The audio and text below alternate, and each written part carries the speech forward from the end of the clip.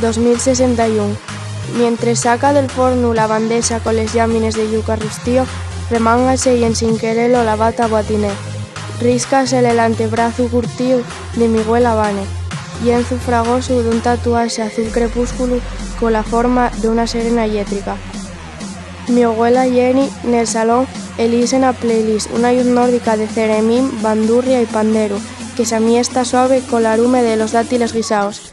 Ya entama a bailar con mi hermanín pequeño, ya la rasta blanca da vueltas en la historia como un furacán de nieve sabio. Nunca entendí cómo les nueces hueles pudieron escapar del glayiullo en sebu de les estructures. Quiciabes marchar a la cabaña de grafeno foi de ayuda. Los huellos incorruptos con que nos miren los domingos contáxenmos. Ellos nun precisen más protocolo pa facenos crecer. María García, La Pola Siero, 1992.